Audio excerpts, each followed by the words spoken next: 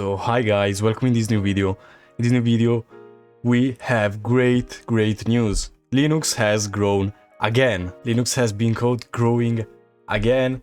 So in this video we're going to talk about it and have a very easygoing discussion about it. If we search for desktop OS market share, as you can see, Linux at the moment is at 4.55% of the desktop market share. And it has grown since last month. Last month it was at 4.44. So it has grown 0.11 points. And it's a nice, healthy growth. Obviously, I can't say that, oh my god, it will grow next month too. Like, let's be realistic, the market fluctuates. There have been periods where Linux has grown and then came a little bit down. It's just normal, as you can see here. On March we had Linux at 4.05. Then in April it went down to 3.88 and it went down to 3.77. Then it went back up. So as you can see, market share, it's not always growing, okay? Sometimes it goes down. This is just normal fluctuations. As you can see, same thing happens to Windows. But overall, if we look at, for example, April from January 29 to this month, as you can see, we have a clear idea of what is happening to the desktop market.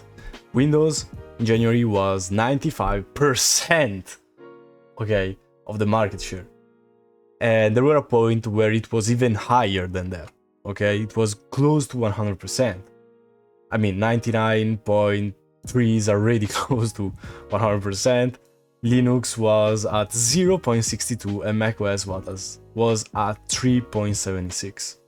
So Linux now is higher than what macOS was at February 29, okay? Which is still a big accomplishment because Linux has always been seen as the hardest operating system, as the operating system only for nerds, with this difficult command line like Linux. Like, people have the idea, or at least had the idea, that Linux was only this. Like, this was Linux. If you wanted to install a browser, there were memes about that, of how difficult it was to install a browser. You have no GUIs, no graphical user interfaces. And to be honest, things weren't always as user-friendly as they are now, but in these last 5, 6, 7, 8 years, things have gone a lot more user-friendlier than they were. But also, once Ubuntu was created, Linux became user-friendly because that distribution, Ubuntu, was always user-friendly even from the beginning. Okay, now of course we have more graphical user interfaces for things, we have more application support, we have gaming now, which is a very big factor. Like, actually gaming is now doable on Linux and it's very fucking good. Okay, I can run, it's also, sometimes I also think about how it is better, because with Wine, I can go easily in Wine CFG and select, oh, the default settings is Windows 8.1, for example, that I've set today. Then if I want to go to, for example, FL Studio, then I set it to Windows 7 because it's less glitch. Then if I want to play an older game, then I set it for Windows XP or Windows 7, or like Burnout Paradise, for example. I've set it to Windows 7, like I can tweak those things very fucking easy. So it's even better than gaming on normal Windows. Like, if you, for example, have Windows 11 or Windows 10 and you have a game that is not running, you'll probably have it running easier on Wine than on actual Windows, okay? So this is actually intense. It's actually intense. Wine has gotten good a lot. If you go into Wine HQ, they had pretty major updates. The Wine 9.16 version was so good, was a big update. And let's come back to the market share. Of course, Wine has helped the market share grow a lot. Like, without Wine, I don't think we would have been even at 3%, to be honest, because Wine has allowed people to do gaming on Linux. Like, this is so important because a lot of people use their computers to play games, okay? I use my computer to play games too, okay? And if I weren't able to play games on Linux, then that would have been a problem, okay? So the fact that Wine exists and is so good and lets us play a lot of game, if not most of them. I mean, most of the games are playable. Single player games, I would bet that all of them are playable, unless there is some new game that, for example, has some bugs at the moment, but of course it will be playable if it is a single player game.